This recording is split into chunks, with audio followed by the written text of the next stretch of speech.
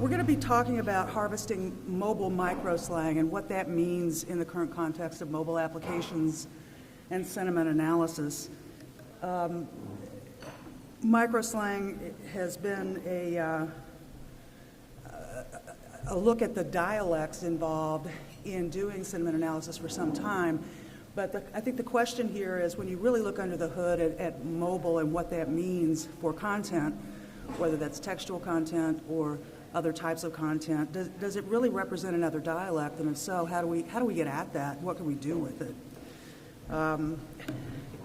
There was a theme for the symposium this year around the election, of course, and when we start looking at tweets around the debates sometime last week, you'll see that by and large, other than the types of tweeting that were done to try to influence the crowd, you came up with a lot of language like this. And it's not exactly what you would consider the Queen's English, is it? I mean, it's really reflective of our love-hate affair with mobile devices in general, and where that really started several years ago. When we first started messaging on mobile devices, the form factors were extremely small. We didn't really have a lot of spell checking. It was costly, and so the data usage kept the messages down. And really, when you look at Twitter messages, which have that sort of limitation built in terms of length of communication, it's really not so different from what we've been doing all along in older form factors with mobile devices. But you're really looking at a community here that doesn't have a lot of pressure to spell correctly. And in fact, there's sort of a counterculture of being all that truthful, particularly in a Twitter environment, where you're really trying to impress with humor for the most part, unless you're influencing. And criticism and sarcasm are pretty prevalent in this format. So that begs the question, can we make any real decisions based on this type of mobile chatter, if you will, the really short context chatter? So, we did a little bit of an experiment here where we did a search on Twitter for the term for the debate. This was back on the 18th, I believe. And at least in Twitter and in Tumblr and some of the other platforms, you can determine when a message originates from a mobile device, which can be very useful. In the case of Twitter, it's search:text. That will bring back only messages that originated on a mobile platform, as opposed to perhaps a little bit more forgiving laptop source. And the -RT in this case was no repeat tweets, no retweets. Because what we're going to do with this is just take a look at the type of traffic and try to determine, based on what was coming back, can we make sense of it? Can we use some relatively accessible off-the-shelf text analytics tools, more traditional text analytics tools, to pull this out, tease it apart, and see whether there's really any pattern here that we can use for synonyms and taxonomies, for perhaps for SEO terms, and certainly to inform a thesaurus to help with a much more targeted sentiment analysis than you might otherwise need. And most of these you'll take a look at and you'll see a lot of misspelling in here. There's, in fact, I would argue that if you see a tweet from a mobile source that is correctly spelled, it's automatically suspect as someone who is trying to influence opinion rather than stating an opinion. And most of it does happen to look like what your ex texts you at 3 in the morning. That said, we can take a look at what comes out of these messages over short periods of time, specifically from mobile communities. In some cases, you can get in fact, down to limited geographies. In some cases, you're looking at mobile communities of friend of a friend networks. In others, you're just looking more broadly. But if you run it through a regular text analysis program that's used to help, for example, mine through regular content, some interesting phenomena come about, as you'll see. I mean, granted, you're going to get the counts. You'll see how many times in this set of, I believe this was about 80 or 90 tweets that we looked through, how many different places come up. If you're working with an existing taxonomy, most of these tools will tell you at least whether or not this already exists as either a preferred term or a non-preferred term in your taxonomy, which can be really helpful as you're trying to monitor over time and improve what it is you're tracking. But it's a great source for looking at new synonyms, as I mentioned before, even though it does have some shortcomings. Now, I'm not trying to imply in this case that regular traditional text analysis tools are a substitute for sentiment analysis tools. They have very, very different purposes. Text analyzers, text auto classification tools, text classifiers of that ilk really got their start in semantic search applications. And so they were purposefully doing things like ignoring capitalization, ignoring punctuation. They threw out special characters, which are so meaningful within a mobile community or a Twitter environment as well. And they really, in that respect, kind of hamper what you're doing. However, you're still able to glean quite a bit from them. If you've got spell checking turned on, that may be really not what you're looking for. You're looking for common misspellings in mobile text. And in some cases where you have mobile devices that are trying to correct spelling, you'll note that it always corrects it to the wrong thing anyway. So with all those cons, of course, with traditional text mining tools, there's still some opportunities here. For one thing, these class of tools are really good at recognizing new phrases, anywhere from 2 to 6 sets of words in common, and they're great at noun recognition. Now, that's certainly not all that's going on mobile devices, but it does help with pulling those things out so that you can put them into a taxonomy and give it some structure when you're looking at all the potential fluff that goes on with it. They're much better suited to it, in fact, than are some of the sentiment analysis tools, who are really looking for a very different sort of conclusion. As I mentioned before, they're very useful in discovering new terms versus existing terms and building out taxonomy synonyms and thesauri.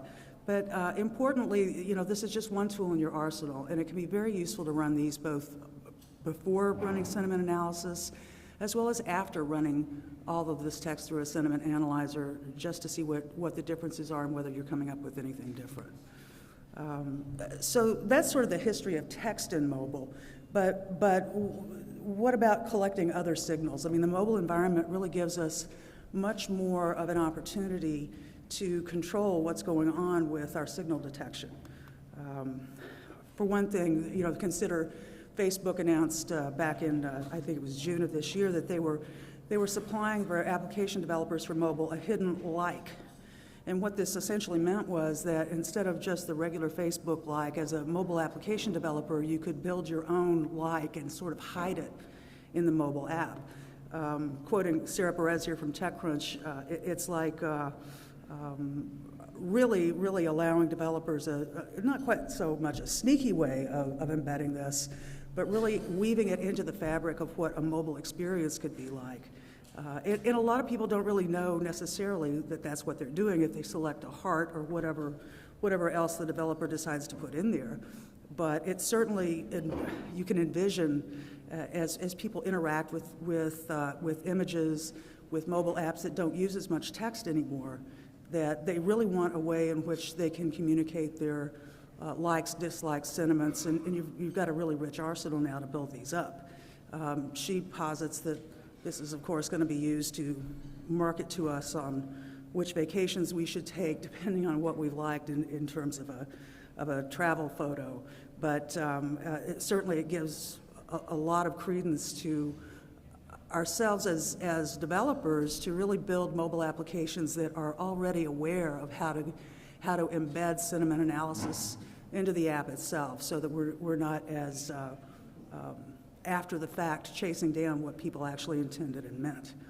And all of this is sort of a perfect storm, forgive me, New York, for what's really happening in mobile applications today. It's it's noticeable that Adobe just released a mobile application consumer survey about what people liked and disliked about their mobile applications, whether these were in financial services or the travel industry or various retail applications.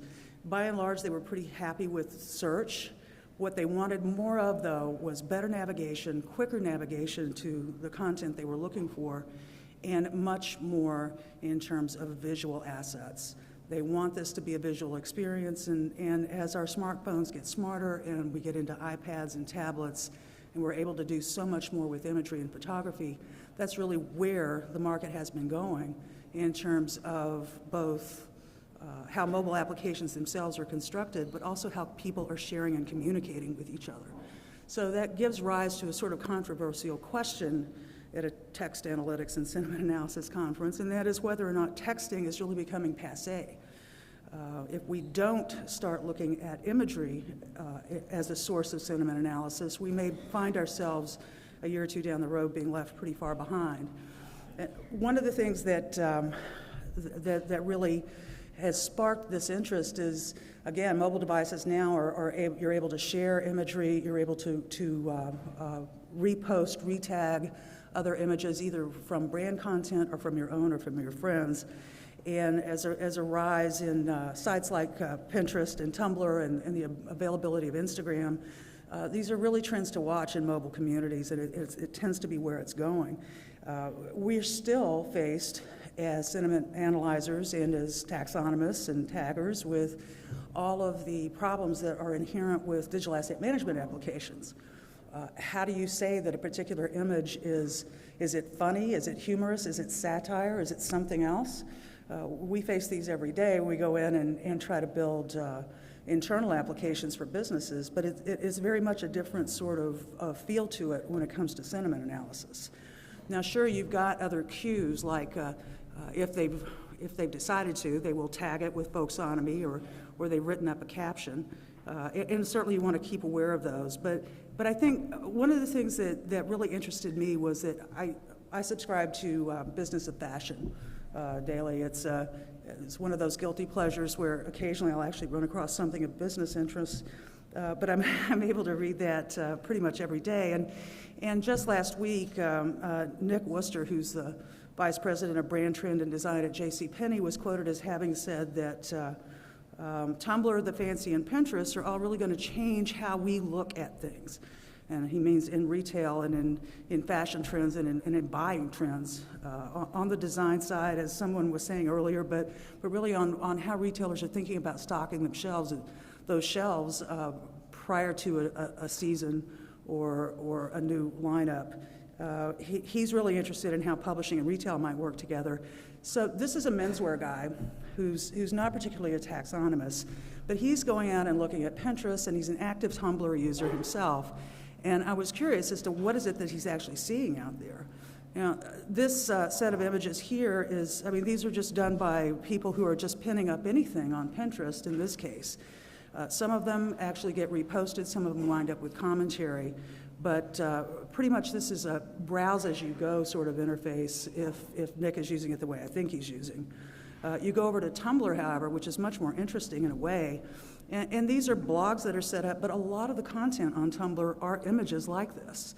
So it's captioned, it can be reposted, it's photography, sometimes it's from your own brand or from images that contributors put in.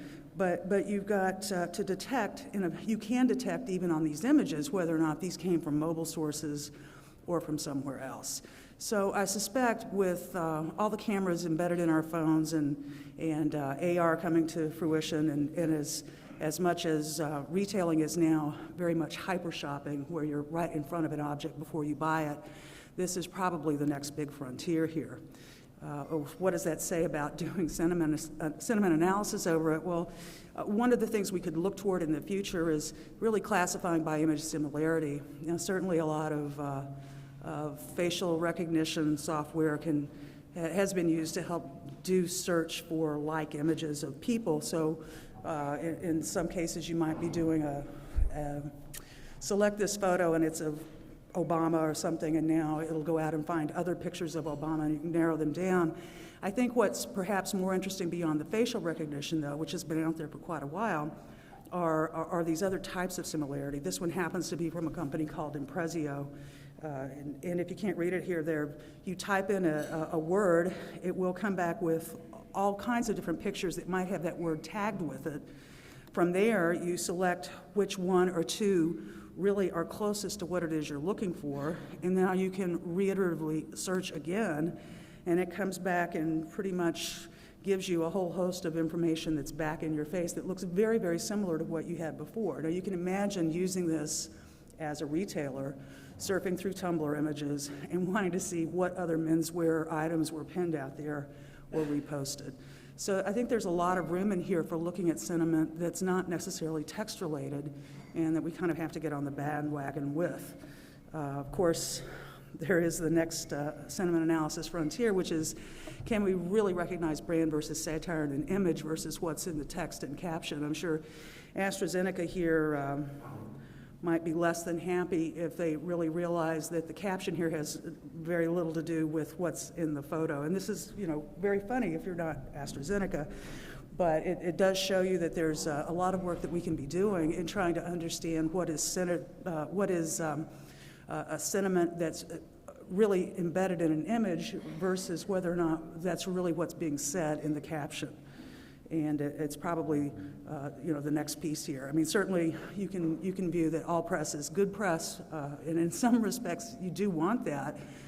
You certainly would tend toward a controversial topic or a controversial sentiment as long as it had a lot of volume. At least you're going to win 50% of the business. But it is something that really mobile applications can be built to, in future, help us decide as we look through imagery. So some key takeaways here around mobile micro slang.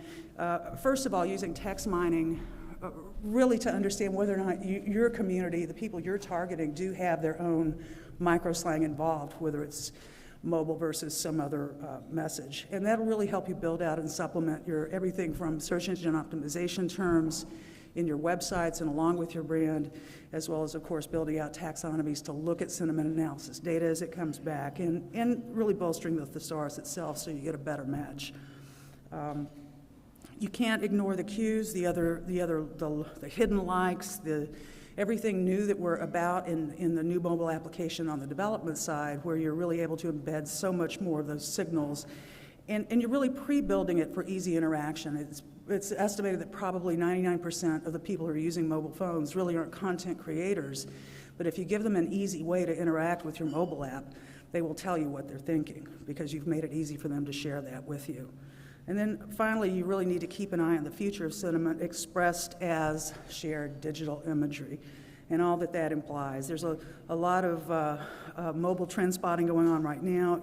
If you don't keep an eye on it, this is something that you're probably going to miss out on in the future. I mean, the explosion of Instagram and how much digital image sharing and how much commentary and real satire is going on just through sharing of images has really exploded in the last year or so. So while text isn't dead, certainly the digital image sharing is on the rise. Thank you.